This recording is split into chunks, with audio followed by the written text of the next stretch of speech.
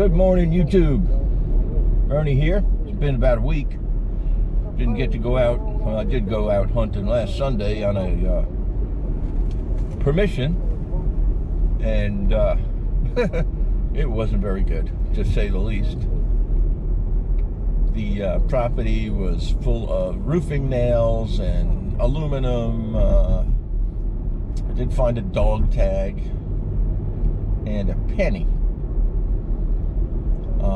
Searched the property for about 2 hours, but it was not worth the footage that I put together. So on with the next, which brings us to today, Saturday, June, I think 11th. Heading to a Courtyard Marriott Resort on Jensen Beach, or Hutchinson Island.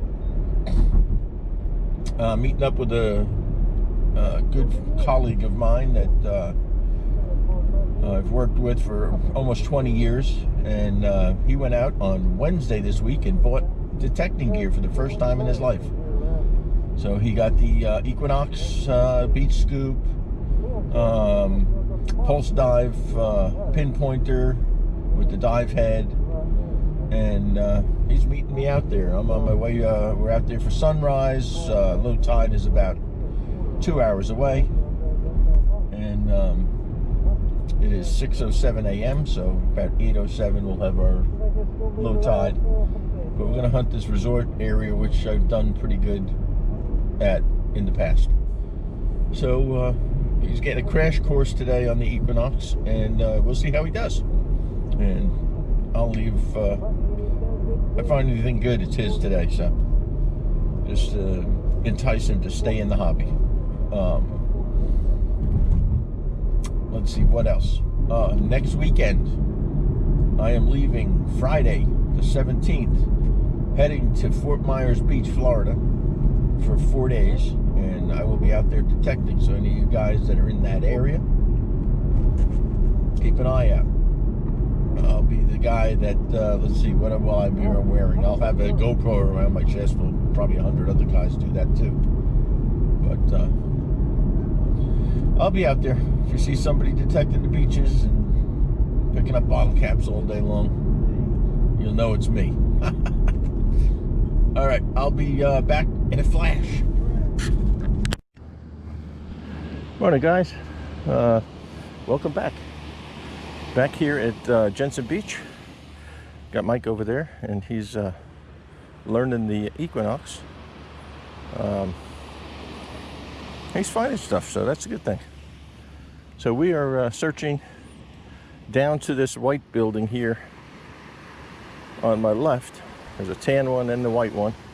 That is a Courtyard Marriott on Hutchinson Island, and we're going to search in front of there. But on the way down, I'm going to hit this high dry sand, and then we'll search that area, and on the way back we'll hit the wet sand and see if we find anything. So I've already found some bottle caps and a little bit of trash, and we will be back in a second. All right, guys, I'm here and I have a 14. See what we got. I believe it's in the scoop. Yes, it is. There's something in the scoop. What is it? 14 is a nickel. A modern nickel, Jefferson. I'll see you in the next one. All right, guys, we're digging one live here. Got a 14 solid, and it's in the scoop. Let's see what we get. Probably another bottle cap. Because that's all it's been. I found 6 cents so far. Or actually 7 cents. One in the water line, and one up by the entrance to the hotel. And yep. What do we got? A Corona. All right, see you on the next one. All right, guys, I'm here. I got a solid 13 right here. I haven't dug anything yet. We're gonna dig this one together. So let's see what we get.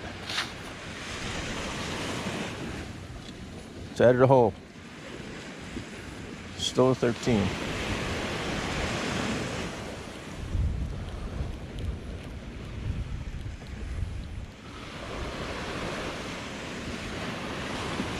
And scoop. Sounds like something. Yeah, sure it does. Yep. Figures. Well, I said we're hunting with Mike today. Mike is over there, teaching him how to do a grid pattern. But he's found a penny so far, which is good. So he's found something, and he found that. A Ford, looks like, Ford station wagon. And he donated that to my son. So there you go. I think he's hooked. Catch you guys on the next. Okay, little thing I want to show you here. We're almost at low tide. And last night, your high tide line was right over here where you see the flat sand, and then you can see where the marks are. Where these marks are and the water goes up, like right here, these are called, I call them dips, but you can call them what you like. The water comes in, and that's where your rip current forms. And it comes in, it strips the sand out of those sections. So you have all these dips that do this down the beach, and that's where you want to hunt. I found a lot of stuff in those. On the higher sand, targets are deeper, of course.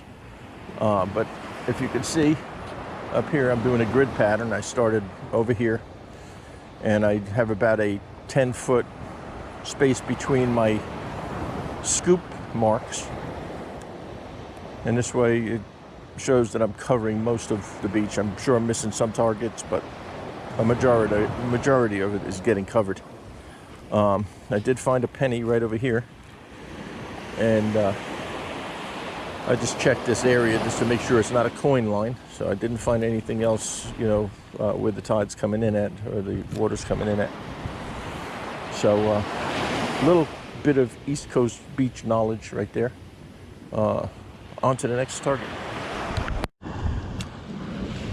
All right, guys, we got a 25 here. I believe it's in the scoop. Got it. Hopefully it's something other than a bottle cap. That's all it's been today. It's been bottle caps.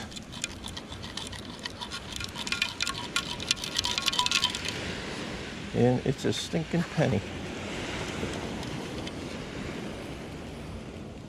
1977. All right, on to the next one. All right, guys, we have an 8 out of the hole. Let's see what we got.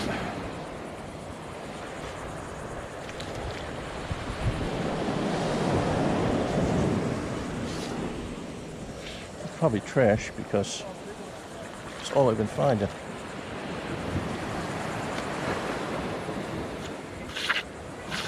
Yeah, you can see the rust right there. See what that is. No, it's not rust. Maybe it is. Oh, what is that? Looks like a coin. Yeah, looks like a quarter. Oh, I never had a quarter ring up with rust. Looks like it attached to something. Definitely a quarter, so you see the edge, but it's totally rusted. That's a weird one. I'll have to check that out further. But yeah, it's been pretty hard so far. Lots of trash. Lots of trash, and not a lot of targets. I think I'm in about, I don't know, 20, 32, 34 cents, which is not so great. So, we will, come on, water.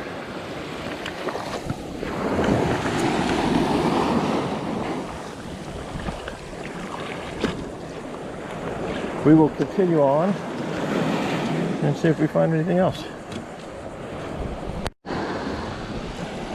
All right, guys, this is an 18 to out of the hole, and could it be? Let's see. Come on, water. Of course, you're gonna wait now. Come on. Every time I dug it, I had a wave here. I got a glimmer. Look at that. Oh yeah.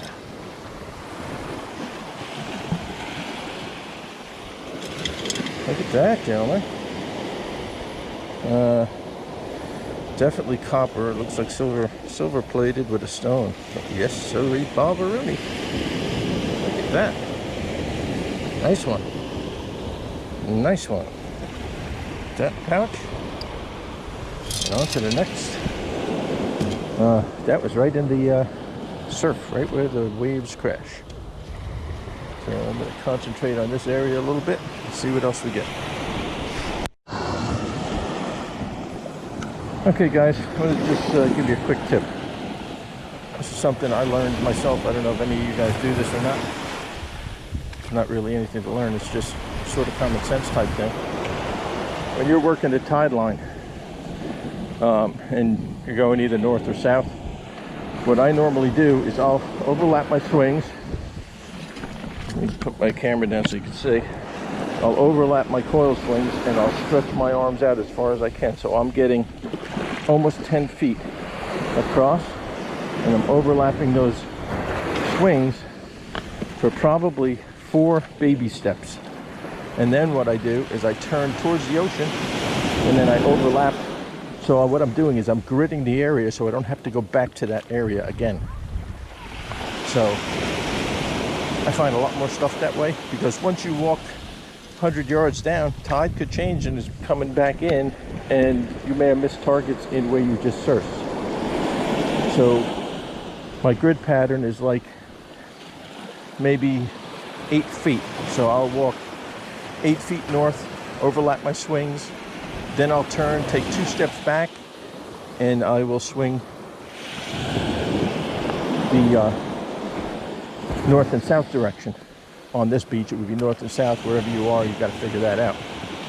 So, you know, you have you're walking along your tide, walking along the shoreline, and then you turn towards the water that you're searching. Takes 2 steps down to where your coil edge would have been reaching, and then you walk back the distance of your coil swing. I hope that helps you out. I find a lot more stuff that way. I clean out an area a lot quicker than walking north and then going up and down the beach. It's just a little tip that I use that helps me out. So I hope it helps you guys. See you on the next dig. All right, guys. Yeah, I'm taking a breather here on the dry sand. It's hot out. Holy cow! But all along the surf line here, I was finding I found 1 quarter, probably 4 dimes, a couple of pennies, that 1 ring, lots of bottle caps. I didn't record the bottle caps. Some of them I did, but Mike is off there in the distance with the blue shirt on. He's learning. He's probably got about 40 cents and some bottle caps. We had to tweak his machine a little bit to get it where it needed to be. But we're gonna hunt a little bit more here and probably go grab some lunch and maybe hit another beach after this. And it is hot. All right, see you on the next one. All right, folks. Just got finished washing my equipment off. Boy, is it hot. I'm heading back to the house to get me a cold drink. I got some here, but colder drink. Maybe a nice land shark or something like that. Jump in the shower, get a quick shower. Do a wrap-up video. And hopefully get it posted today. We'll see how long that endeavor takes. But it wasn't a bad day. Like I said, Mike was out with me. He had a good time. He says it's a little difficult learning the machine, and of course, if it's your first time ever doing metal detecting, it's going to be, you know, it's a learning curve. You got to keep doing it until you get a knack for it, I guess. But he did find 27 cents, a Hot Wheel car, a few bottle caps, and a little bit of aluminum trash and stuff like that, a beer can. So he is finding stuff, so that's good. So hopefully he's got the bug, a little bit, and maybe he'll get the bug more and come out more often. We are planning to come out tomorrow and maybe hit Jensen Beach, which is I think you saw that beach on one of my earlier videos. It's maybe a mile up or half a mile up from the beach we were just at, and there's a little bit more traffic there and a little bit more fines. This beach, the fines are spread out a bit. Most of my good stuff I found on the low tide waterline. Tough digging them. You know, for a dime you're digging 10 scoops to get to it. You know, every scoop you dig it goes down further. So yeah, it was a good time. We've been out since 4. I left the house at 6. We've been out since 6:15, 6:30ish. It is now 11 o'clock, so about 4 hours. And it was, like I said, a good time. So I will get this video edited. I will do the wrap up, and I'll post that in here, and you'll see what we found, or what I found, and we'll take it from there. See you in a bit. What I forgot to tell you guys, I don't know, maybe I did, maybe I didn't, but I took Mike with me down to, or he took me with him down to Pompano Beach on Wednesday to purchase his metal detecting gear. And I was going to stop home and get my wallet and credit card and stuff, and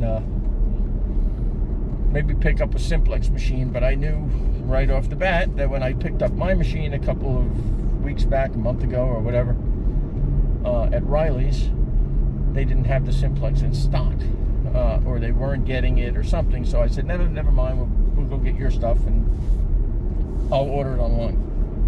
When I got down there, Mike was getting his stuff all put together. He bought the Knox, he bought the Beach Scoop, he bought the, I already said that, he bought the pinpointer.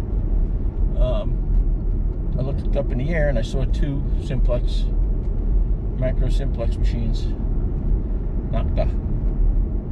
So, of course, I said to Lorraine there at Riley's, I'll give you a call later and ship it out to me. And she said, don't be stupid, just take it.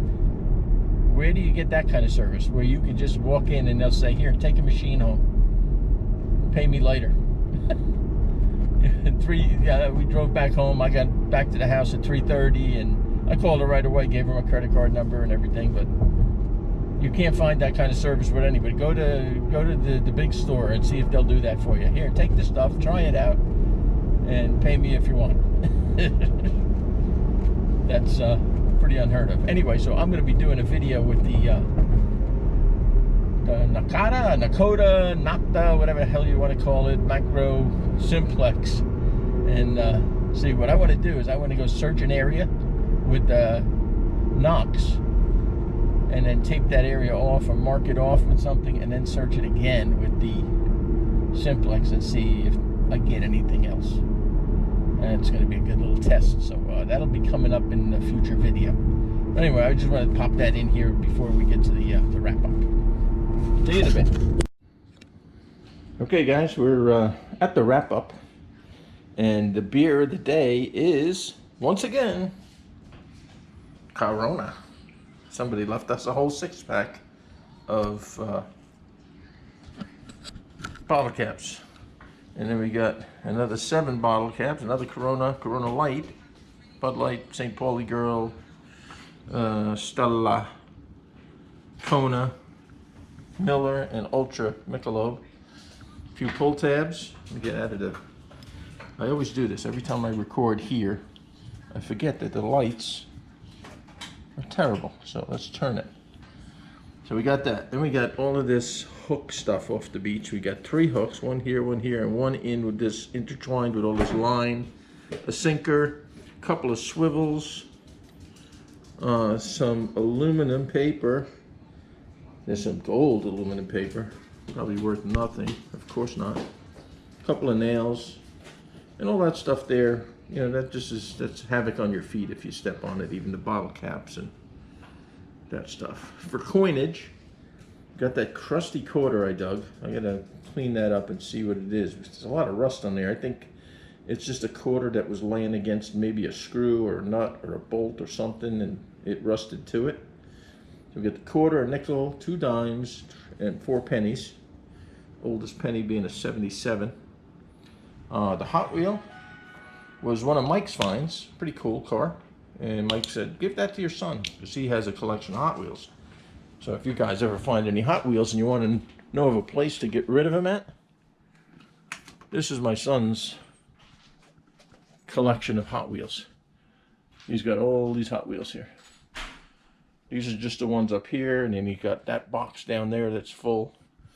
And he's got another box somewhere else full of them. But he's a car guy, so he likes them. And then the best find of the day is the ring. Is it a real ring? It's a real ring, but it's not real gold or real silver. It's copper with maybe a silver plating on it. And it may have an onyx in it. I don't know if it's real or not, but I can have that tested. My buddy's got a jewelry store, and he can, he's got a stone tester. So I can bring that by him and he can check it out. But there you have it. That's the wrap up. Like I said, tomorrow we'll be going to Jensen Beach, and we'll be there early to search after the people that were there the night before, which is tonight. So Mike has got the bug, I believe. He had a good time, he said. So just going to take him a little time to learn the machine. As long as he sticks with it, you know, he'll start getting into the goodies. I think he's found some bottle caps, some trash. 36 or 37 or 27 or 26 cents, somewhere around there, and the Hot Wheel. So he is finding stuff, so you just got to get used to the equipment. All right, folks, getting ready to do some editing here for all these videos that we took today, all these little clips and our finds and stuff. I just wanted to give you an update. There you go for the new detector. I don't know how to zoom in with this GoPro. Let me just toddle my old self over here. Got the Simplex. Guess that's the front of it. I've seen a lot of reviews online. I said, what the hell, let me pick it up. And I'm going to try it. Like I said in the earlier clip, I'm going to search a section of beach and then pull this machine out and search that same section over and see what if I find any other items in the area I already detected.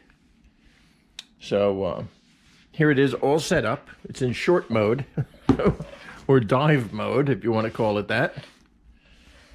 So they say it's 25 inches in this mode, and then it extends out to 62. I believe they said 62 inches. So I guess you could use it diving, you can use it on the beach, you can use it anywhere. What I do really like on this machine, I don't know if you've looked at it or read about it, I like the vibrating handle. That's pretty cool. If you're just going along and not paying attention, if that handle vibrates, you know you're detecting something. I like the LED. It's got an LED on the front here. I really like the buttons. I think every waterproof detector should have these buttons on them. They're like gel filled or something like that, but they look really cool. They feel really cool. It's all charged up and ready to go. The things I don't like about the machine is, let's turn it off. See how easy that is. There we go. I wasn't pushing the button right. There we go. Goes off. Things I don't like about the machine are the connectors. They don't seem waterproof to me. They say it's a waterproof machine. Like this one here, you bump that and it pops off. Your machine is no longer waterproof. And I don't like the fact that your headphone is also your charging port. I don't like that.